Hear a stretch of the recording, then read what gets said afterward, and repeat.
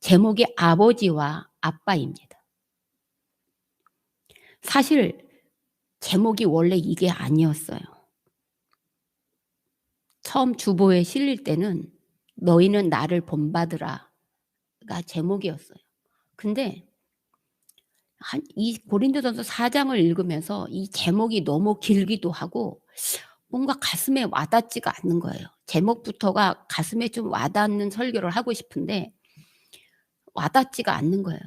그리고 여러분도 아시다시피 계속 비가 왔다 갔다 하는 그런 시간에 이리 뒹굴 저리 뒹굴 하면서 계속 이제 무엇을 설교를 할 것인가에 대해서 하고 생각을 하거든요. 근데 저는 항상 설교 제목을 먼저 정해 놓고 그다음에 인제 그것에 맞춰서 설교를 써가는 형이거든요.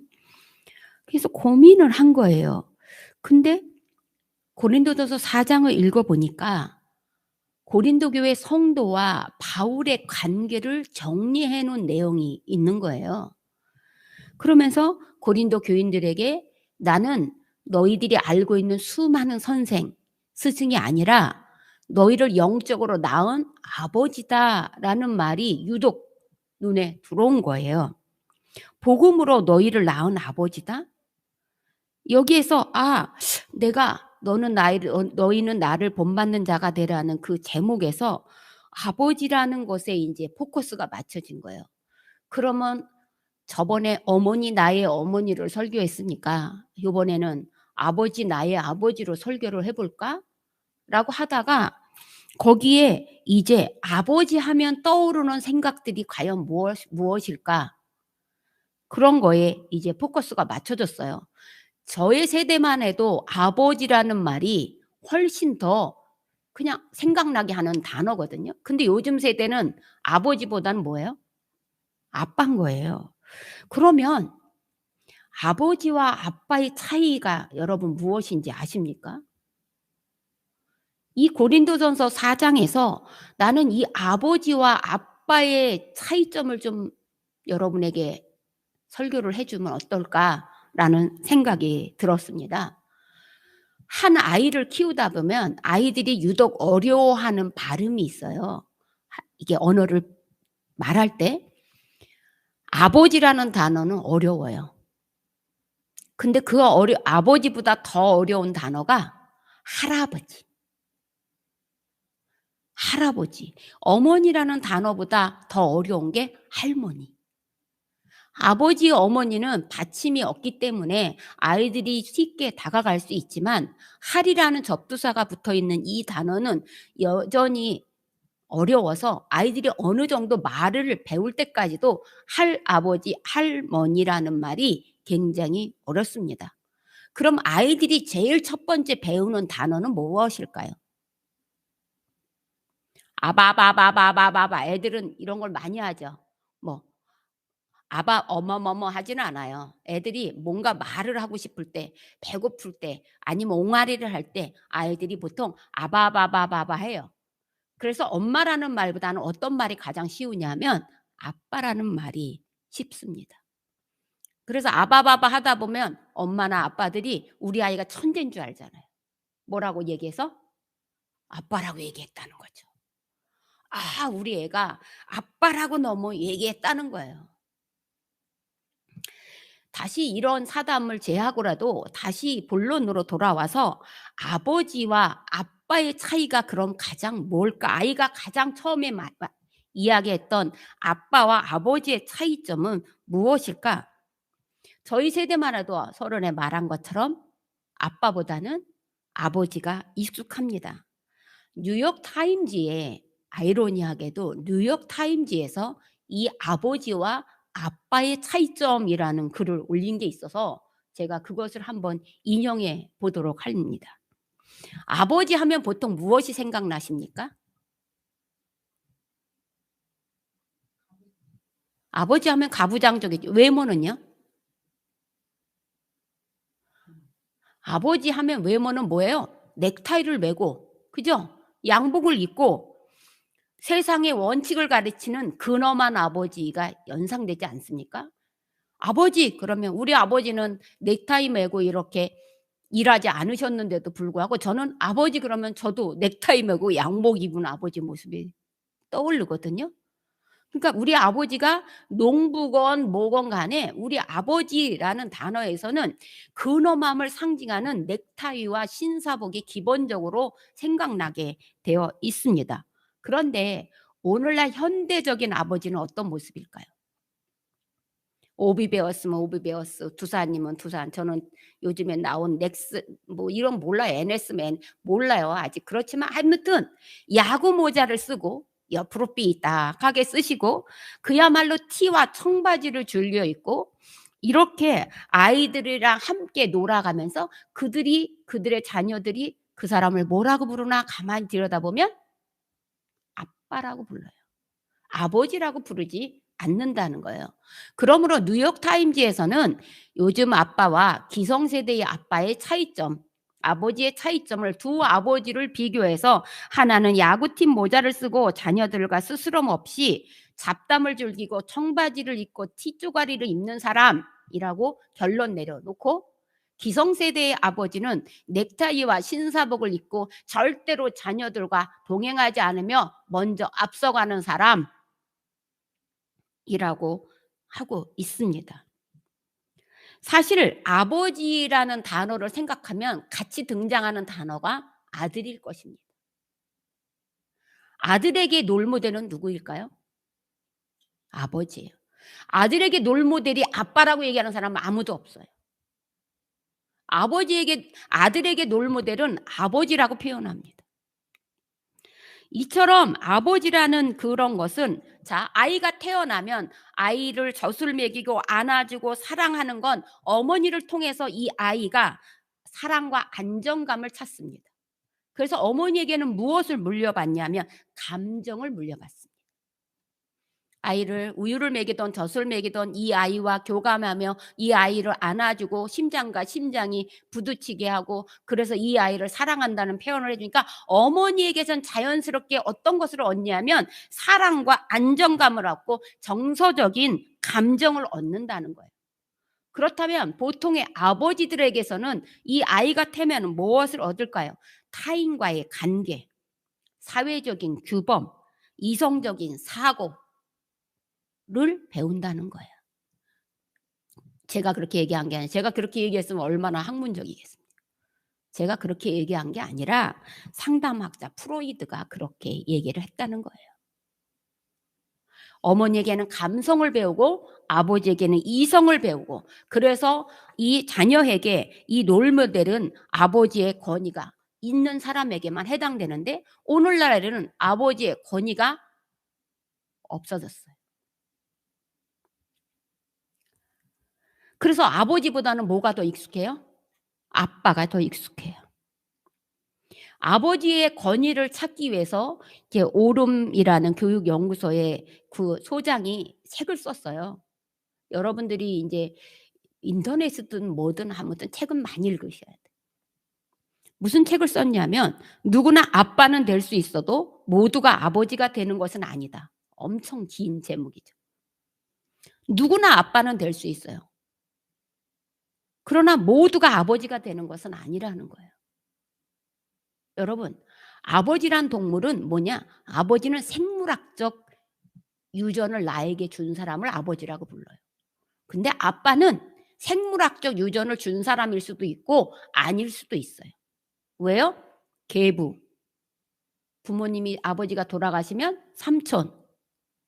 그다음에 나에게 영향력을 끼치고 엄마가 재혼하거나 아니면 그런 사람들을 그냥 아빠라고 부를 수도 있기 때문이에요.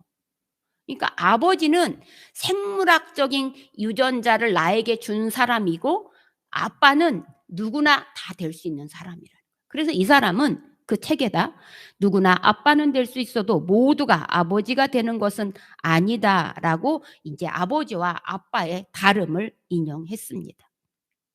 아까 말한 대로 자, 아빠라는 존재는 뭐냐면 아이를 따뜻한 애정으로 돌보는 것이 아빠의 주 역할이에요. 이 교육 그 연구소 소장이 쓴 책 내용에 역할적으로 일단 다르다는 거야, 아빠와 아버지는. 생물학적으로도 다르지만 역할적으로도 달라서 아빠는 아이에게 애정을 주는 사람을 아빠라고 부른다는 거예요. 근데 아이의 인생의 방향이나 그 아이의 인생의 멘토는 아버지라는 거예요.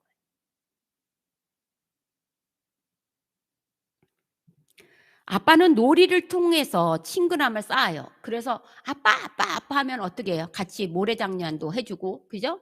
빠방놀이도 해 주고 비행기도 태워 주고, 그러면 아이들이 까르르 까르르 웃고 "아빠, 아빠, 아빠." 해요. 근데 이 아이들이 자라서 사춘기가 되고 자기의 인생을 찾아갈 때 아빠라고 부르지 않습니다. 그때는 "아버지." 그래요. 그러면 "아빠가 좋습니까? 아버지가 좋습니까?" 얘기하면 둘 중에 다 해당돼야 돼요. 그죠? 어느 한쪽으로 치우쳐서는 우리 아이가 건강하게 자랄 수가 없습니다. 아까 말한 대로 우리가 사는 이 시대는 아버지는 없고 아빠만 있습니다. 아버지는 집안의 어른이고 권위의 상징이었는데 이제 아빠는 가족 구성원의 한 사람일 뿐입니다. 그래서 예전에는 아버지가 "등산 가자." 그러면 어떻게 해요? 우리 이 사람 산에 가는 거 엄청 싫어하잖아요, 아이들. "등산 가자." 그러면 아이들은 어떻게 해야 돼요? 가야 돼요. 근데 요즘 아빠들에게 아빠가 "등산 가자." 그럼 뭐라 그래요? "아빠 나가." "아이 그래도 등산을 가자." 그럼 다수결 원칙에 의해서 투표해. 아빠는 가족 구성원의 그저 한 사람일 뿐이지 어른이 아닌 시대가 됐어요. 어찌 보면 민주적인 것 같지만 가정의 질서를 위해서는 있어서는 안 되는 일이 이 가정 안에 지금 발생하고 있는 거예요. 그렇다면 우리 목사님은 고리타분해서 아빠보다는 아버지라는 것이 이 가정에 더 있어야 된다고 생각하시는 거 아니야? 아니요. 그렇지 않아요. 근데 맞아요. 수직적인 아버지의 권위가 사라지면 가정이 솔바로 서지 않아요. 그렇다고 해서 수평적인 아버지가 없으면 그것이 온전하게 이루어지는 가정도 아니에요. 이렇게 수직적인 가정과 수평적인 가정, 아버지가 균형과 조화를 이루어야 돼요. 아버지라면 자녀와 터놓고 대화도 하고 때론 친구처럼 가까운 정을 나눌 수 있어야 돼요. 그러나 때로는 이 아이들이 잘못되면 엄하게 호되게 매를 때릴 줄도 알고 혼낼 줄도 알아야 돼요. 그럼 지가 아버지라고 이렇게 얘기하는 반항하는 자녀로 키우지 말아야 된다는 거예요. 내가 잘못했구나를 깨닫게 하는 그런 아버지가 되어야 된다는 겁니다. 이 시대는 롤모델을 삼을 만한 아버지가 없다는 거예요. 나를 본받으라고 자식들에게 확실하게 얘기해 줄 사람이 없다는 거예요. 요즘에 유행하다 끝났던 닥터 차정숙이라는 그 드라마에서도 아버지는 엄청나게 이 의사이면서 사회적인 지위까지 있어서 엄청나게 자녀들에게 권위의식을 가지고 대합니다. 그리고 자기네 부부가 둘 다 의사였기 때문에 아이들이 머리가 똑똑하니까 "너희들도 의사가 되라."고 강압적으로 얘기합니다. 그래서 큰아들은 어쩔 수 없이 아버지의 원대로 의사가 돼서 만족합니다. 근데 둘째 딸은 "나는 미술을 그리고 싶은데 왜 아버지는 나를 의대를 가라고 하냐." 하면서 어머니와 이제 회의를 하고 몰래 몰래 미술을 공부하다가 걸립니다. 그 아버지는 자기 말에 순종하지 않았다고 모든 미술 도구를 다 던지며 난리를 피웁니다. 근데 드라마지만 그 아버지는 자기를 본받으라고 늘 얘기했어요. "나를 봐라 나를." 그래서 한마디도 못했어요 자식들이. 근데 어느 순간 보니까 이거는 드라마예요. 그 아버지는 무려 20여 년 동안 딴집 살림을 하고 있었다는 게 뽀록이 난 거예요. 확인이 된 거예요. 그러다 보니 그 아이들이 그 아버지에 대한 이미지가 완전히 무너져서 아버지를 그때부터 무시하기 시작합니다. 아빠가 아버지가 되기 위해서는 정확하게 나의 삶을 본받으라고 얘기할 수 있을 정도가 되어야 됩니다. 무엇인가 한 군데 꿀리는 게 있으면 그 아이들에게 나를 본받으라고 얘기할 수가 없어요. 그러다 보니 이 세상에 있는 아버지들은 나를 본받으라고 이야기할 수가 없는 겁니다. 이건 육적인 아버지만을 얘기하는 게 아닙니다. 오늘 우리는 영적인 면에서도 영적인 아버지가 필요합니다. 아까 은기가 기도해 준 것처럼 영적인 아버지는 목회자입니다. 그래서 4장에 사도 바울은 자기를 이렇게 표현하고 있습니다. 4장 1절에 보면 사람이 마땅히 우리를 그리스도의 일꾼이요 하나님의 비밀을 맡은 자로 여길지다. 지금 바울을 이렇게 여기지 않는다는 거예요. 고린도 교회 성도들이. 그래서 바울파, 아볼로파, 게바파, 그리스도파로 나뉘어지고 있다는 겁니다.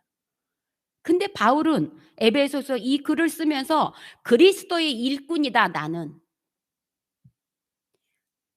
나는 그리스도의 일꾼이니까 일꾼은 주인이 하라는 것만 하면 되는 거야. 그러니까 나는 하나님께서 명령한 일만 하는 사람이다 라고 정체성을 얘기해 주고, 두 번째는 그래서 그 하나님이 나에게 비밀을 얘기해 주면 그 비밀을 맡은 자예요. 자, 비밀을 맡은 자는 비밀을 발설해야 돼요, 안 해야 돼요?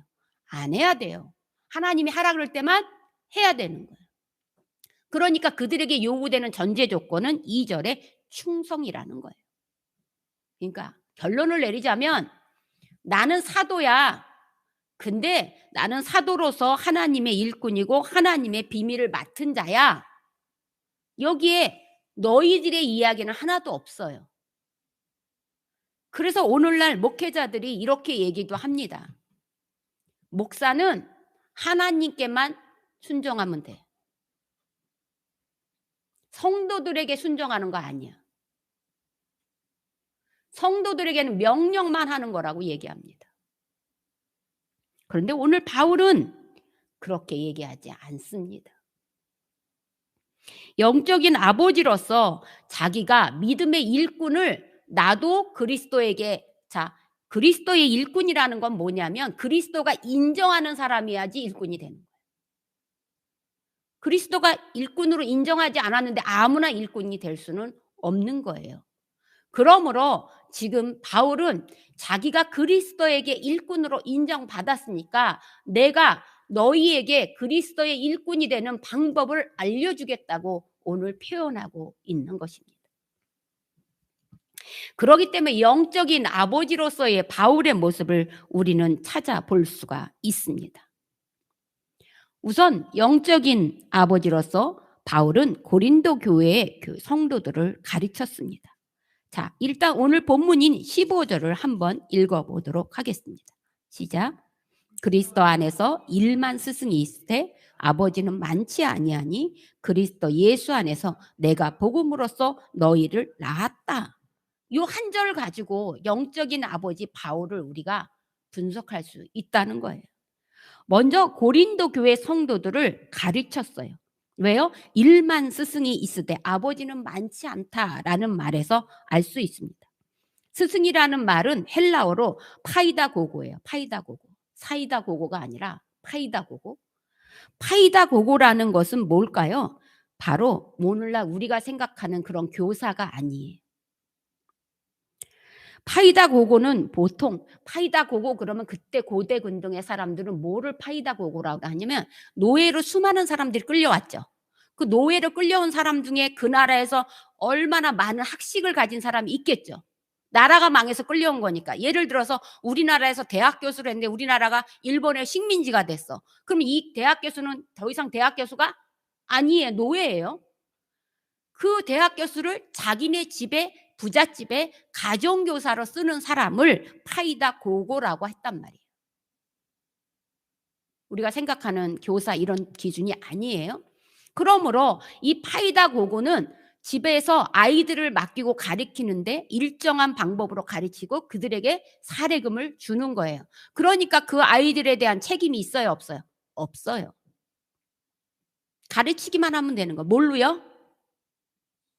지식으로. 지식은 어디를 통해서 나타나요? 저 사람이 지식이 있다는 건 어떻게 알아요? 말. 말만 하는 사람이 바로 파이다 고고예요. 말로 가르치는 거예요. 그러니까 이 스승이 얼마나 많은지 아세요? 이 고린도에는 부잣집이 많으니까 1만 명이나 된다는 거예요. 1만 스승이라는 건 그런 뜻이에요. 파이다 고고가 이 고린도에 너무 많아. 그런데 나는 파이다 고고가 아니야. 뭐래요? 나는 아버지란 아버지. 그런데 오늘날 교회에서도 그때 당시 고린도 교회에 이 파이다 고고가 들어왔다는 거예요. 말로만 가르치는 거짓 교사들이 들어왔다는 거예요. 갈라디아서에 보면. 고린도만 들어온 게 아니라 갈라디아 그 고대 근동의 사람들이 거의 거짓 교사들이 들어와서 그동안에 가르쳤던 바울과 아볼로와 게바가 가르쳤던 모든 것들을 다 무너뜨리고 있다는 거예요. 그들은 사례비를 받는 교사로 말만 가르쳤다면 이 바울은 다르다는 거예요. 이 바울이 가르치고 선교사들이 가르친 것을 비판하고 비난하니까 이 고린도 교회 교인들이 분파로 자꾸 나뉘어져 있다는 거예요. 이러므로 나는 일만 스승과 같은 그렇게 말만 하는 스승이 아니라 15절 끝에 뭐라 그래? 너희를 낳은 아버지다. 두 번째는 그러므로 너희를 낳고 길렀다는 거예요. 바울이 왜 영적 아버지냐? 나는 너희를 낳는 해산의 수고를 하고 너희를 길렀다는 거예요. AD 50년부터 51년에 이 고린도 교회에 들어와서 1년 6개월 동안 수많은 동역자들과 함께 했지만 어쨌든 자기의 밥벌이를 위해서 천막을 치면서 그때 당시 천막을 치는 사람이 스승이라 그러면 우습게 생각했단 말이에요. 그렇게 비웃음을 받아서까지도 그들을 위해서 최선을 다했다는 거예요. 내가 영적으로 너희를 낳았고 너희를 위해서 기르냐고 얼마나 애썼는지가 나온 구절이 11절에서 13절이에요. 한번 같이 11절 13절을 읽어보도록 하겠습니다. 시작.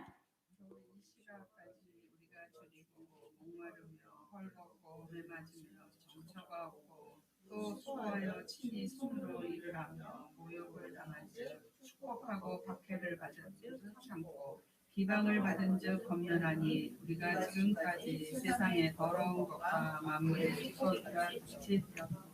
고린도 교회 성도들에게 복음을 전하기 위해서 바울은 지금 이 시각 편지를 쓰는 이 시각까지도 배고프고 목마르고 매맞고 헐벗고 정처가 없이 떠돌아다니고 친히 수고하여 손으로 돈을 벌고 돈 벌면서 모욕까지 당하고 심지어 자기를 비방하는 자들에게 가서 침은 뱉어주지 못할 망정 그들에게 축복의 언어를 해줘야 되고 마치 자기네들 자신이 세상의 더러운 것과 만물의 찌꺼기같이 그렇게 비참한 생활을 하고 있다고 지금 얘기하고 있는 겁니다. 여러분 목사님이 엄청나게 잘 살고 목사님들이 뭐 엄청나게 부와 명예를 누리는 것 같지만 세상 사람에 비하면 아무것도 아니에요. 엄청나게 힘든 길을 걷고 있는 거예요. 그런 목회자는 몇 없어요. 겉으로 보기에만 그저 화려해 보이는 거예요. 여러분에게 이렇게 당당하게 서서 얘기하지만 하나님 앞에 와서 기도할 때는 그저 죄인이고 그저 여러분을 놓고 기도하는 솔직히 말하면 목회자에게 팬도 있고 안티팬도 있을 거 아니에요. 마음에 드는 사람도 있고 아닌 사람도 있을 거 아니에요. 모욕을 하는 사람도 있을 거 아니에요. 비방하는 사람도 있을 거 아니에요. 제가 예를 들어서 친구들과 같이 놀러 갔을 때 나와 마음이 맞는 사람도 있고 안 맞는 사람도 있을 거 아니에요. 그죠? 사회 모임을 가서도 마찬가지일 거 아니에요. 그럼에도 불구하고 그들이 비방을 하거나 모욕을 하거나 조롱을 한들 그들에게 같이 모욕을 하고 비방을 하고 저주를 할 수는 없어요. 그 얘기를 듣고도 뭐라고 얘기해 줘요? 기도해 줘야 돼요. 그러므로 바울은 지금 그렇게 아버지, 영적 아버지로 돼서 너희를 낳았다는 거예요. 뭐요? 복음으로 너희를 낳았다는 거예요. 그 복음으로 자라게 하기 위해서 내가 헐벗고 매맞고 춥고 모욕당하고 조롱당하고 그럼에도 그들을 축복할 수밖에 없었다고 수고를 얘기하고 있다는 거예요. 남들은 자기가 벌어서 자기가 먹고 살면 끝인데 이제 목회자인 사도인 바울은 자기가 벌어서 자기가 먹는 것뿐만이 아니라 교회에 이거를 이바지해야 된다는 거예요. 먹여 살려야 된다는 거예요.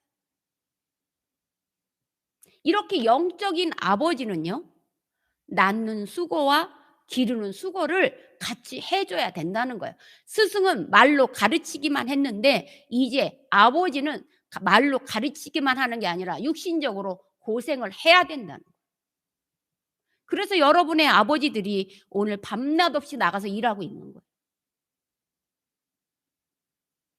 그러면 여기까지가 아버지로서의 바울이라면 아빠로서의 바울은 어떤 모습이었을까요?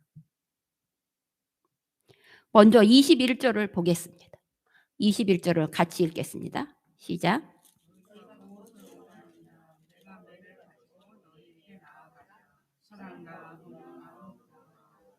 자, 너희가 무엇을 원하느냐? 내가 매를 가지고 너에게 나아가랴?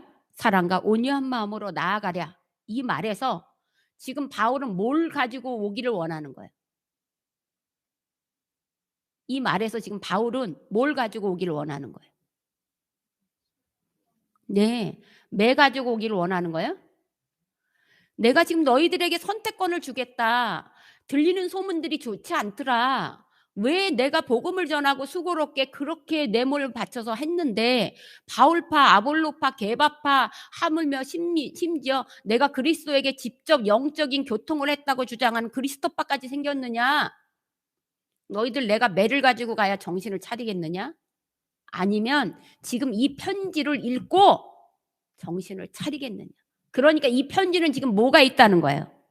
사랑과 온유한 마음이 있다는 거예요. 아빠로서의 이런 것들이 하면서 뭐라고 얘기하냐면 14절에 너희를 부끄럽게 하려고 이걸 쓰는 게 아니야.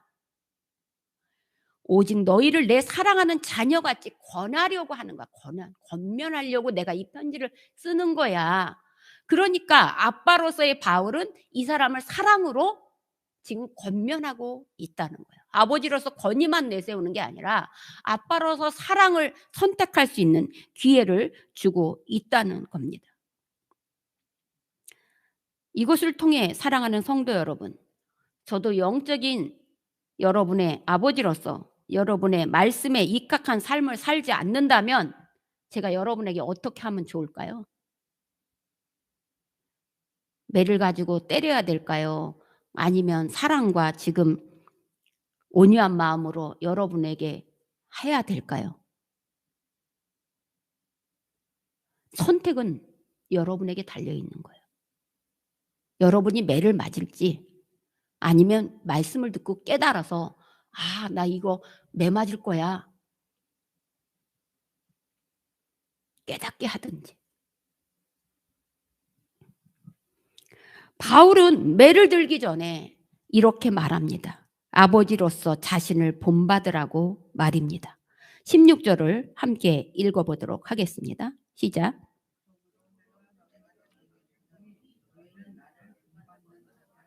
예, 또 권한다고 얘기하고 있어요. 본받는 자가 되라 그래요. 나를 본받는 자. 여러분, 이 말은 아무나 할 수 있는 말이 아니라고 제가 서론에 얘기했어요.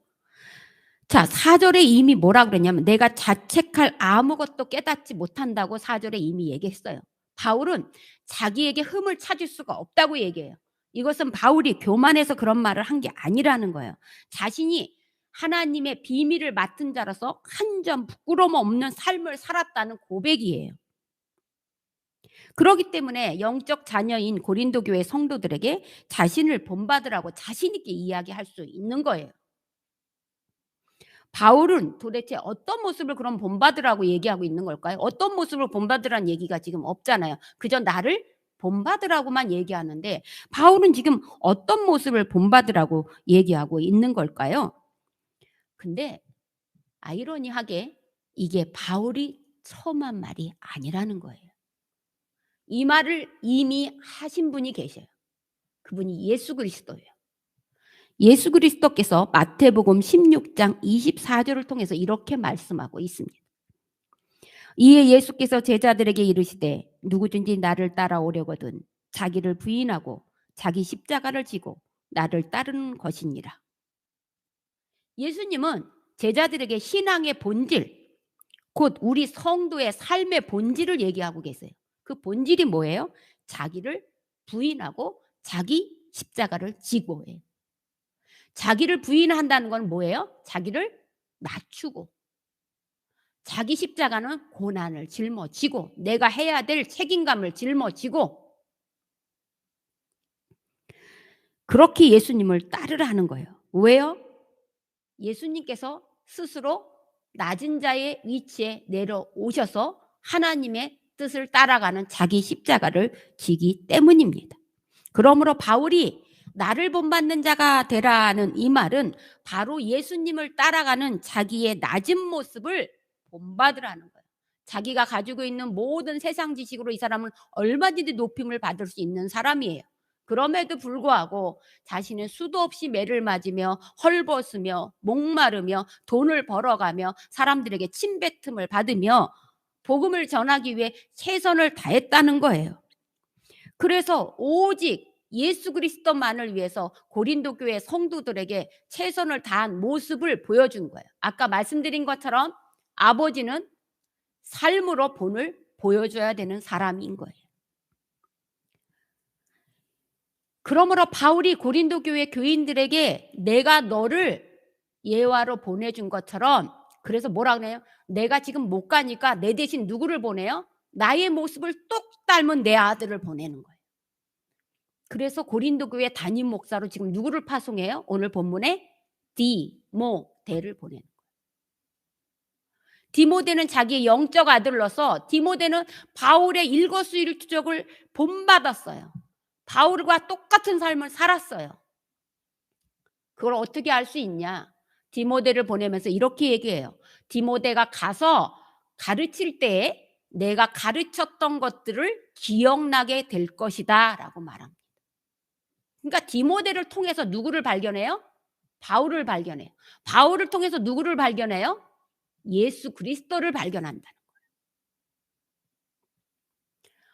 그러면 이게 바로 코람데오의 삶이에요. 그러면 여러분이 이렇게 질문할 수 있을 겁니다. 그게 가능해요? 여러분, 롤모델을 본받는 걸 뭐라 그래요? 그거를 모방이라고 하죠. 모방. 아, 저 사람을 닮고 싶어. 그 본받는 자라는 걸 모방한다는 거거든요. 그렇기 때문에 저 사람을 닮고 싶은데 저 사람이 하는 행동을 그대로 따라하다 보면 어느 순간 나도 모르게 그렇게 돼 있으라는 거죠. 여러분 아시죠?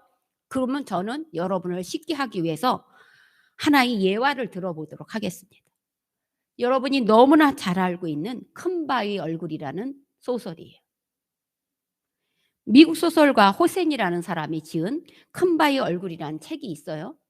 그 책 속에는 미국의 어느 산 위에 바위로 크게 얼굴을 새겨놓은 그 흉상이 서 있었어요. 얼마나 인자하고 얼마나 근엄하고 얼마나 큰지. 거기에 살고 있는 어린 아이 이 어니스트는 날마다 그 큰 바위 얼굴을 보면서 쳐다볼 때 엄마가 이렇게 얘기했어요. 우리 마을에 언젠가는 저 큰 바위 얼굴의 모습을 닮은 사람이 나타날 거라는 전설을 얘기해 줬어요. 그러니까 이 어니스트는 늘 저 사람이 언제 나타날까 매일매일 그것을 쳐다보고 있었어요. 그의 웃음, 그의 모습, 그의 머리카락, 그의 코 모든 것을 날마다 봤어요. 그런데 이 어니스트의 인생에서 모두 4명의 큰 바위 얼굴을 만나게 됩니다. 소년기에 만난 사람은 게더 골드라는 얘기예요. 게더 골드. 그럼 골드가 뭐예요? 금이죠. 게더, 금을 모으는 사람들. 큰 바위 얼굴이 금을 모으는 사람들, 쉽게 얘기해서 돈을 가진 사람들이라고 생각했어요. 부자인 사람이라고 생각했어요. 그래서 이걸 수전노라고 얘기해요. 그 사람을 만났어요. 게더 골드를. 그런데 생긴 게 얼마나 험악스러운지. 도대체 거린에게 동전을 던져주는데도 정말 사랑으로 던져주는 게 아니라 엿다 먹고 떨어져라 휙 던지는 그 모습을 보고, 아, 저 사람은 게더 골드가 아니야. 저 사람은 동전을 뿌리는 자, 스케터 코퍼야. 라고 자기 스스로가 이름을 바꿔줬어요. 그래서 소년 시대에 만났던 그 큰바위 얼굴 게더 골드는 더 이상 큰바위 얼굴이 아니었어요. 그리고 또 세월이 흘렀어요. 청년이 된 이 어니스트는 이제 목수 일을 하게 되면서 열심히 마을에서 이제 있다가 두 번째 큰바위 얼굴이라고 생각하는 올드 블러드 앤 썬더라는 사람을 만나요. 그게 뭐냐면 유혈낭자 노인이라는 뜻인데 이것은 전쟁광을 얘기해요. 전쟁을 치르면서 희열을 느끼는 사람들. 그때 당시는 1차, 2차 세계대전 때이기 때문에 아마 이 전쟁을 히틀러나 나폴레옹이나 하니발 이런 사람들을 생각했을지 모르겠어요. 아무튼 이 전쟁을 하는 그 사람을 만나게 돼요. 근데 힘은 느낄 수 있지만 자애로움이 없었어요. 그래서 이번에도 또 큰바위 얼굴은 아닌가 보다 하고 청년기를 마쳤어요. 이제 장년이 된 어니스트는 결혼을 하고 가정을 꾸렸어요. 그리고 세 번째 인물을 만나게 됩니다. 올드 스토니 피즈라는 사람으로 바로 늙은 바위 얼굴, 늙은 얼굴인데 그 사람은 정치하는 사람이에요. 정치하는 사람을 만남으로 저 사람의 정치하는 모습을 보니까 저렇게 인자한 큰 바위 얼굴이 분명하다고 했어요. 그런데 이 사람은 자기가 생각하는 큰 바위 얼굴이 아니라 모두 권력과 명예욕에 찌든 늙은 얼굴이었던 거예요. 이건 또 우리 마을에 오는 그런 큰 바위 얼굴은 아니구나 하고 세월이 흘러서 어느덧 노년기에 접어든 어니스트가 네 번째 인물로 만난 사람이 시인이었어요. 우연히 길을 가다가 이 사람은 이제 어니스트는 뭐가 됐냐면 늙어서 뭐가 됐어요? 목수일은 자식에게 맡기고 설교가가 됐어요. 말씀을 전하러 다니는 설교가가 됐는데 이 어니스트에게 어느 날 갔더니 한 장의 시를 발견했는데 시가 너무 멋진 거예요. 저 시인을 만나기만 하면 저 시인이 분명 내가 평생을 기다려온 큰바위 얼굴일 것이다 생각했어요. 그런데 길을 가다가 진짜 그 시인을 만나게 됐어요. 그래서 막 큰바위 얼굴님이시여 늙은 할아버지인 어니스트가 막 얘기를 치켜 세우니까 이 사람은 나는 당신이 원하는 그런 이상적인 사람이 아닙니다. 이렇게 현실적으로 당신이 본받을 만한 사람이 아닙니다. 나는 내가 지은 시는 그저 이상형에 불과합니다. 현실적으로 나는 그렇게 살지 못합니다. 그럼에도 불구하고 이 어니스트는 그 사람이 솔직히 얘기해줘서 그 사람하고 친하게 되었어요. 근데 어느 날 이 소설가가 이 시인이 어니스트가 설교를 하러 간다고 해서 따라가 봤어요. 그리고 바뀌었어요, 입장이. 어니스트는 강단에 섰고 이 시인은 자리에 앉아서 그 어니스트를 발견한 순간 그토록 찾아 헤매던 큰바위 얼굴이 누구예요? 바로 어니스트였다는 사실을 깨달았어요. 여러분, 이게 본받는다는 거예요. 나의 롤모델을 정해놓고 그 사람의 행동 하나하나, 저 사람의 얼굴 모양, 그 사람의 인품, 성격 이런 것은 나도 모르게 스며들게 되는 것, 이게 본받는 자는 거예요. 그래서 헬라어로 미메테스라고 해요. 미메테스. 이건 아까 말한 것처럼 모든 것을 모방할 수 있는 능력을 가진 사람이에요. 그러면 그건 언제 일어나느냐? 제가 언뜻 말씀드린 호람데오, 하나님 앞에서 올바른 삶의 모습을 보여주는 그것이 바로 바울이 나를 본받으라고 하는 거예요. 바울이 나를 본받으라고 하는 건 내가 하나님 앞에서 심판받을 대상임을 알고 사람들이 나를 심판하는 걸 두려워하지 말라. 내가 내 자신을 심판할 필요도 없다. 오직 내가 두려워할 대상은 하나님 한 분밖에 없다는 그 사상으로 코람데오. 하나님이라면 어떻게 하실까? 그렇게 생각하고 사는 삶, 그것을 본받으라는 얘기입니다. 그런데 그래서 디모데를 보냈어요. 근데 디모데를 보낸 이유는 바로 자기의 모습을 너무나 닮아 있고 삶으로 보여주기 때문이에요. 그동안에 사역자로 온 사람들은 말만 많이 하는 사람이에요. 그래서 뭐라고 얘기하냐면 오늘 본문에 하나님의 나라는 말에 있지 않고 능력에 있다고 얘기하는 거예요. 능력이라는 말이 또한 뭐예요? 이게 코람데오예요. 하나님 앞에서 내가 거룩한 삶을 보여주는 것, 그러니까 말이 아니라 너희들의 삶 자체가 바뀌는 것, 이것이 코람데오고 그렇게 사는 사람이 나고 바로 디모데니까 그 사람들을 보내면 너희들이 내가 했던 예수 그리스도의 말, 우리의 스승인 예수 그리스도의 말이 생각날 거라고 말하고 있습니다. 그러면서 내가 매를 가지고 가야 되겠느냐? 사랑과 온유한 마음을 가지고 가야겠냐? 마무리를 합니다. 나는 제발 부탁이니 나로 하여금 매를 들고 가지 않도록 신경 써라 라고 말하는 겁니다.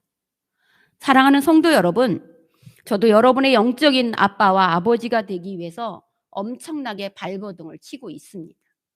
저는 그렇게 훌륭한 사람이 아닙니다. 그렇기 때문에 이렇게 발버둥을 치지 않으면 아무것도 할 수 없습니다. 아까 말한 대로 저에게 수많이 닥쳐온 이 고난들, 물질적인 고난, 육체적인 고난, 관계적인 고난, 이런 고난들을 저라고 왜 안 겪겠습니까? 근데 저는 감히 여러분에게 말할 수 있습니다. 나를 본받으라고요. 뭘 말할 수 있습니까? 이 모든 것을 가지고 하나님 앞에 나와 하나님께 간절히 기도합니다. 나는 우리 교회 성도들이 이런 성도들이 되기를 원합니다. 내가 어려운데 왜 안 나오십니까? 내가 어려운데 왜 하나님을 안 찾습니까? 나는 오로지 의지할 사람이 하나님밖에 없습니다. 나의 보디가드는 하나님뿐입니다. 나의 은행장은 하나님뿐이에요. 나의 감독과 나의 심판자, 우리 미루가 지금 공연 준비하죠? 그 오디션, 그죠? 근데 미루가 그동안에는 테크닉을 안 했어요. 내가 이 말을 영을 받았는데 여지껏 얘기를 못 해주고 기회를 놓쳤어요. 그리고 미루는 내가 생각한 나의 길을 그저 갔어요. 근데 거기에 있는 감독관이 테크닉을 원하면 나는 뭐 해야 되는 줄 아세요? 테크닉을 해야 되는 거예요. 감독관이 누구인가를 먼저 분석하는 것이 중요하다는 거예요. 그러므로 저도 아무것도 아니지만 바울이 겪은 그 고난에 비해서는 저도 겪는 것이 아무것도 아니에요.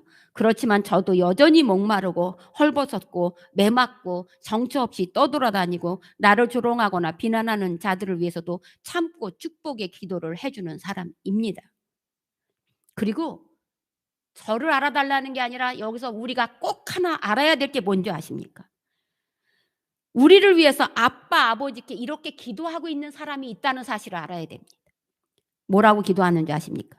저들의 죄를 용서하여 주옵소서라고 바로 우리에게 나를 위해 기도해 주시는 아빠와 아버지가 있다는 사실을 다시 확인하면서 행복한 날들이 되기를 바랍니다.